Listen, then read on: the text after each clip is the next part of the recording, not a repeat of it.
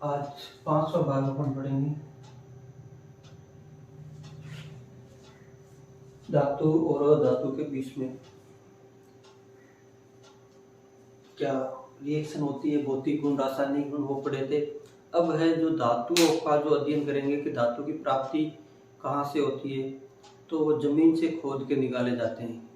तो अपन छोटी कक्षा में पढ़ा होगा कि जमीन से खोदे जाने वाले, खोद कर निकाले जाने वाले पदार्थ को अपन क्या कहते हैं, खनिज पदार्थ।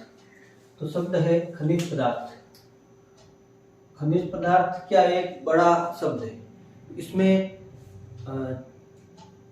सभी प्रकार के जो धातु हैं, जिसके माना कि जैसे कोई खनिज पदार्थ है, उसके अंदर भले ही 0.01% कोई धातु उपस्थित है, लेकिन उसका वो खनिज है। क्या है वो? खनिज पदार्थ है। जो जमीन से खोद के निकालते हैं सभी खनिज कहते हैं। और दूसरा शब्द आता है अयस्क। अयस्क मतलब कि अयस्क भी एक प्रकार का खनिज ही है, यानी खनिज का भाग है। यानी अयस्क ऐसे खनिज है जिनके अंतर्गत धातु की प्राप्ति सुगमता से हो, आसानी से हो जाए, साथ ही साथ वो लाभकारी हो, उसमें फायदा हो। जैसे 10 किलो कोई खनिज पदार्थ है, उसके अंदर से एल्यूमिनियम निकालना है, तो उसके अंदर माना कि 10 किलो में से 1 किलो एल्यूमिनियम निकल रहा है, ठीक है। 10 किलो खनिज है, 10 किलो क्या है? खनिज है। उससे एल्यूमिनियम निकाला है, तो वो कितना आधा आ रहा है? 1 किलो आ रहा है। कितना आ रहा है? 1 किलो। तो 10 किलो से कितना आ रहा है? 1 किलो। एल्यूमिनियम की कॉस्ट माना कि 400 रुपए प्रति किलो है।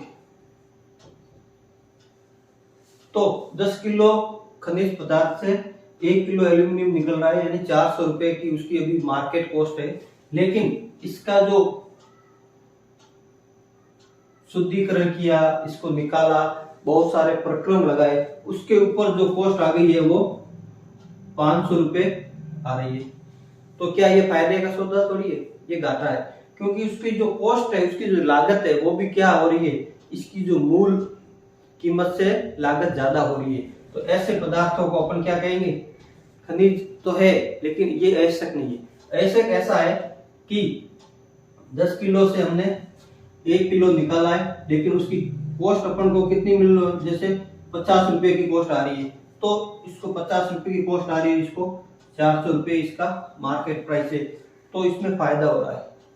तो ऐसे पदार्थ, खनिज पदार्थ जिनके अंदर से धातु का प्राप्ति आसानी से हो जाए, सस्ती हो, लाभकारी हो, ऐसे पदार्थों को अपन क्या कहेंगे? अयस्क कहेंगे। तो अपन ये कह सकते हैं समस्त खनिज है वो अयस्क नहीं होते हैं। मैं क्या कहूंगा? सभी खनिज अयस्क नहीं होते हैं।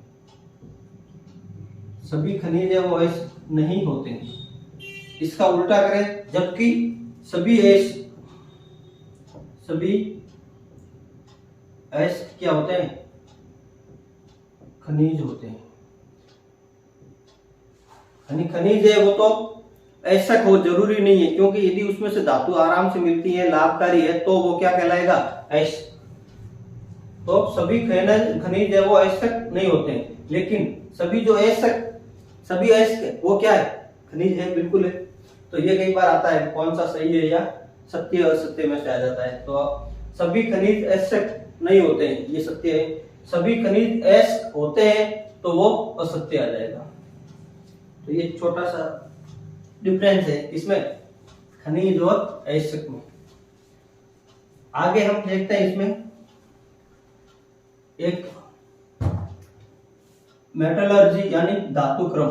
तो धातुक्रम विज्ञान की वह शाखा है जिसके अंदर धातुओं से संबंधित, धातुओं की प्राप्ति कैसे हो, उनका शुद्धिकरण कैसे हो, उनके भौतिक गुण तथा उसके रासायनिक गुणों का अध्ययन करने वाली जो शाखा है विज्ञान की, उसको कहते हैं अपन धातुक्रम या मेटलर्जी। तो ये भी कई बार पूछ लेते हैं कि धातुक्रम क्या होता है। अब इसमें बात आती है कि धातु का निष्कर्षण। धातु का निष्कर्षण कैसे किया जाता है। तो जमीन के अंदर, भूप्रपट्टी के अंदर धातुएं अलग अलग रूप में पाई जाती है। कुछ है वो स्वतंत्र यानी फ्रीली अवेलेबल होती है, कुछ है वो कार्बोनेट के रूप में या सल्फेट के रूप में या उनके ऑक्साइड के रूप में पाई जाती है। कुछ है वो क्लोराइड के रूप में होती है। तो जो स्वतंत्र रूप से पाई जाने वाली, स्वतंत्र रूप से कौन सी पाई जाएगी, जो बिल्कुल ही कम क्रियाशील है, जो ही बहुत ही कम क्रियाशील है, जैसे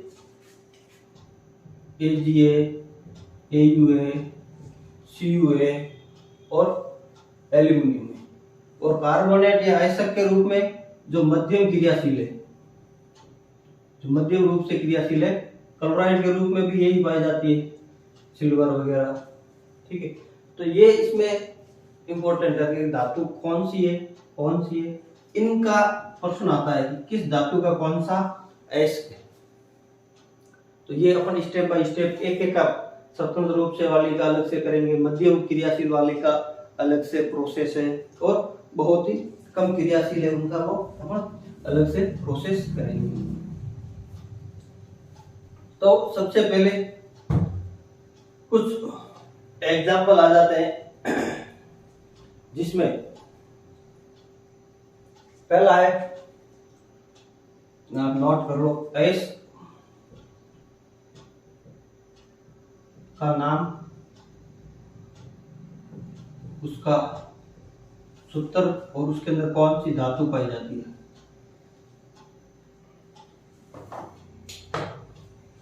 अयस्क का नाम है कॉपर ग्लास।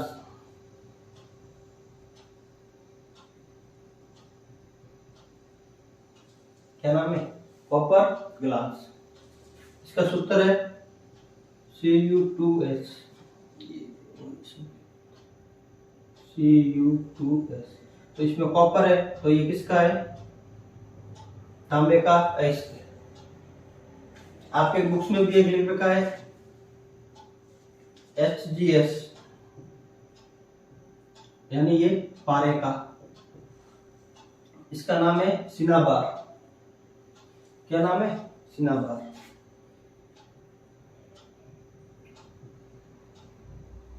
ये याद रख लेना, कई बार पूछ लेते हैं कि भाई पारे का जो अयस्क है उसका नाम क्या है। एक और है कॉपर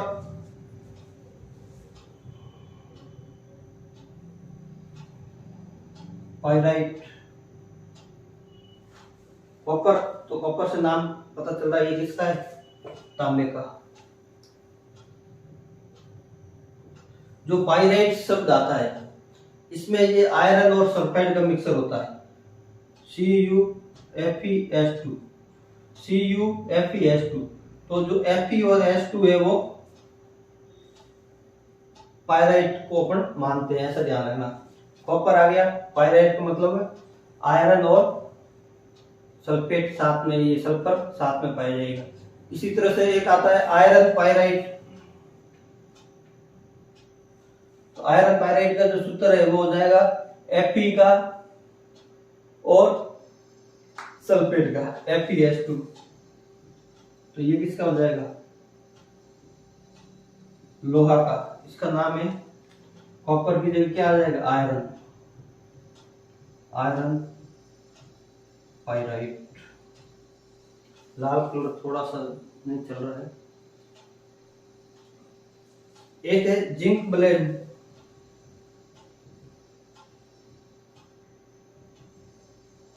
इसका है ZnS,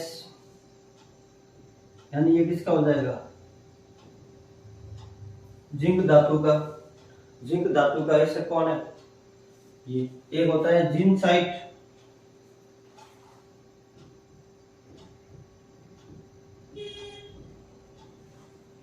जिनसाइट, इसका अपन जिंक कार्बोनेट ZnCO3, ये भी किसका है?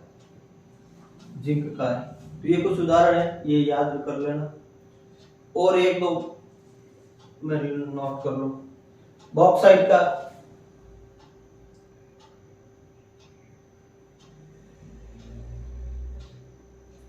बॉक्साइट बॉक्साइट ये होता है एल्यूमिनियम का। तो इसका Al2O3.2H2O, Al2O3.2H2O। इसके अंदर जो एल्यूमिनियम है वो लगभग 60 से 70% पाया जाता है। तो बॉक्साइट है ये, इसका ऐसा क्यों कि इसमें से आसानी से अपन को एल्यूमिनियम की प्राप्ति हो जाती है। एक है कैल्साइट, कैल्शियम का। कैल्साइट कैल्शियम कार्बोनेट, ये है कैल्शियम धातु का। एक आपने कैलामाइन सुना होगा।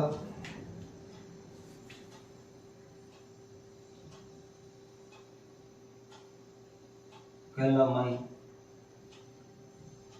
ये दवाई आती है ठंडी, जैसे किसी के फुंसी वगैरह हो जाते हैं तो ये क्रीम आती है कैलामाइन क्रीम वगैरह, तो उसको अपन क्या कहते हैं? कैलामाइन।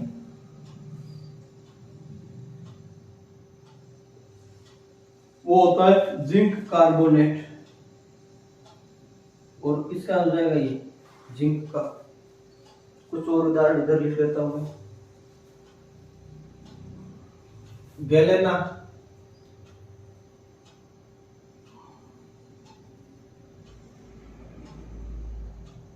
ये है पीबीएस का, यानी लेड का। एक है ऑरेंज सिल्वर,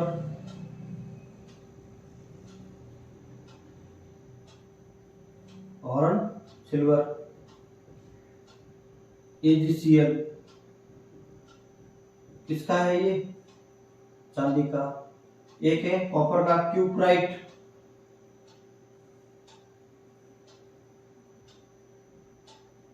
Cu2O, ये किसका?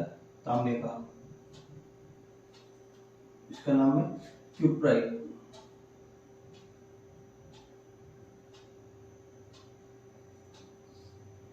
एक है मैग्नेसाइट और एक है कैल्साइट। कैल्साइट तो आ ही गया, एक है मैग्नेसाइट।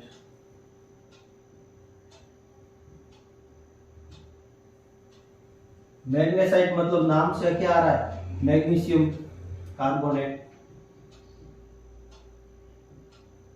धातु कौन सी? मैग्नीशियम। कैल्साइट है वो कैल्शियम का है। एक डोलामाइट बता दिया मैंने, वो है डोलामाइट।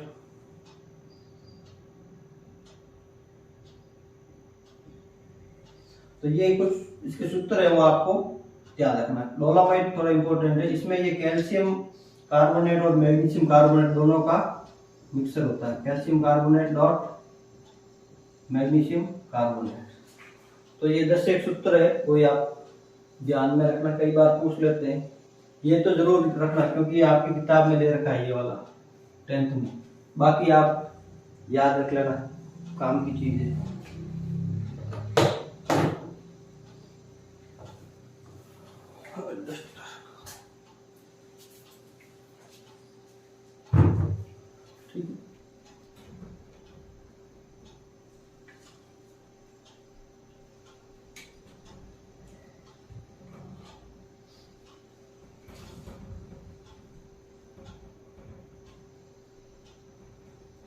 अगले टॉपिक में अपन पढ़ेंगे कुछ अभिक्रियाएं होगी जिसमें धातु की प्राप्ति कैसे होती है, क्या होती है, वो थोड़ा सा अपन।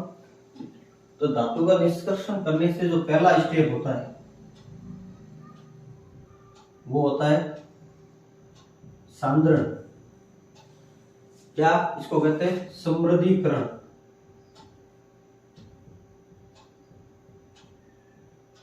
यानी इसमें रेत है या और भी किसी प्रकार की जो शुद्धि है उसको हटाने की जो प्रक्रिया है वो पहला स्टेप होता है समृद्धीकरण। फिर उसके बाद में उनकी क्रियाशीलता के आधार पर पहला स्टेप ये। दूसरा है धातु का जो निष्कर्षण है अयस्क में से, जो अयस्क था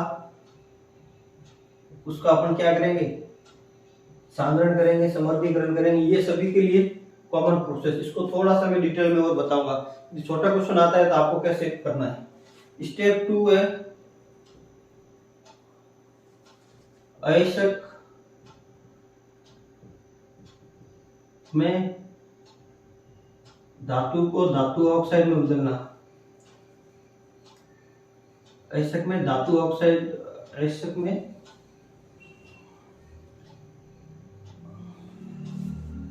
अयस्क में से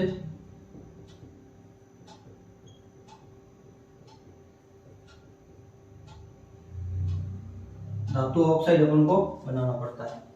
तो धातु ऑक्साइड जो अपन बनाएंगे वो अलग अलग क्रिया के आधार पर है कि कौन सा है, किस प्रकार से है, अधिक क्रियाशील है या कम क्रियाशील है।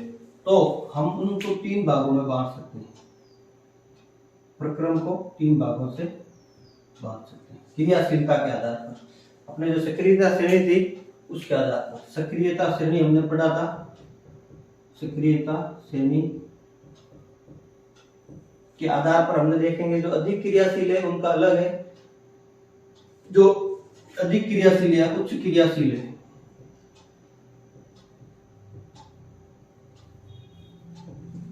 उच्च क्रियाशील कौन कौन से थे, उनमें डायरेक्ट अपन क्या करेंगे, विद्युत अपघटन करते हैं।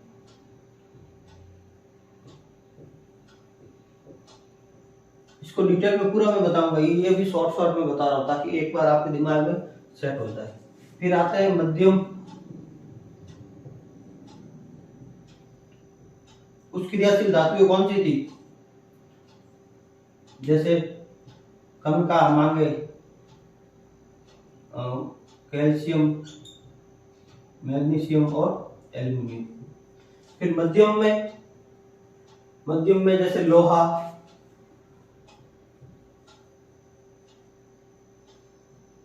मध्यम में कौन सी थी, कनका, मांगे, मैग्नीशियम, आलू, जीरा,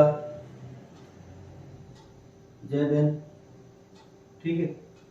तो वो वाली थी ये। अब मध्यम में आ जाएगा जिंक, इसमें ले लो, फेरस, जिंक, लेड, ये है मध्यम। तो मध्यम वाली है, इनका अपन क्या बनाएंगे, ये 2 प्रकार से पाए जाएंगे, या तो कार्बोनेट के रूप में या सल्फेट। यदि सल्फेट के रूप में है और कार्बोनेट के रूप में, सल्फेट के रूप में है तो उसको अपन क्या करेंगे, निस्तापन, और सल्फेट के रूप में है तो वर्जन। ये मैं डिटेल बताऊंगा निस्तापन क्या होता है और वर्जन क्या होता है। तो इनको करने से ये क्या हो जाता है, धातु ऑक्साइड बन जाती है। क्या बन जाएगी, मैंने यह बताया था क्या बनाना है, धातु ऑक्साइड। तो ये धातु ऑक्साइड इन दोनों प्रक्रिया से बन जाती है। फिर आता है मध्यम के बाद में कम क्रियाशील।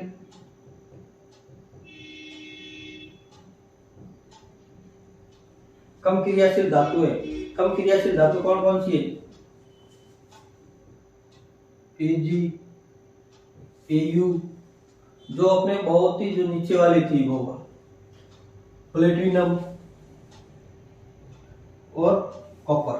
तो ये बहुत ही कम क्रियाशील धातु है। ये क्या पाई जाती है, स्वतंत्र अवस्था में पाई जाती है।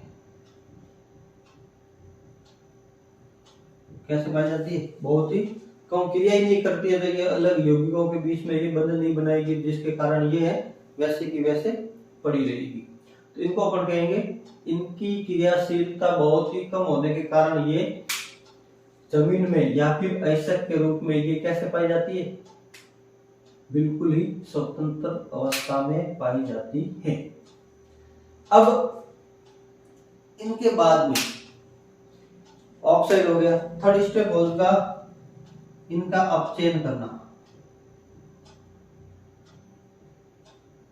तो जो धातु ऑक्साइड बना है, क्या बना है,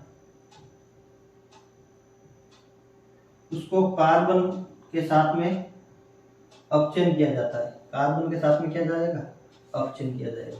तो अपचयन करने से वो अशुद्ध धातु प्राप्त होगी। क्या हो जाएगी, अशुद्ध धातु। और फिर अशुद्ध धातु का जो चौथा स्टेप है वो हो जाएगा धातु का शुद्धिकरण किया जाता है। धातु को क्या किया जाता है, शुद्धिकरण।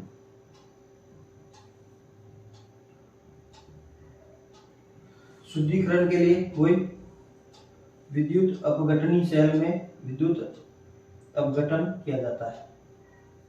इसमें एनोड है, वो है अशुद्ध धातु का बनाते हैं। इसका बनाते हैं, एनोड है वो अशुद्ध धातु का। और जो कैथोड होता है वो शुद्ध धातु कैथोड पर जमा होती है। कैथोड पर शुद्ध धातु प्राप्त होती है। शुद्ध धातु कहां पर मिलती है, कैथोड पर, ये ध्यान रखना है। तो ये छोटा सा प्रोसेस है, इस तरीके से अपन करेंगे। तो हम पूरा एक टॉपिक को अपन डिटेल में पढ़ेंगे। तो सबसे पहले मैं आपको कुछ बातें, एक तो ये निस्तापन बता देता हूं। निस्तापन, एक वर्जन क्या होता है, इन दोनों में अंतर समझ लो।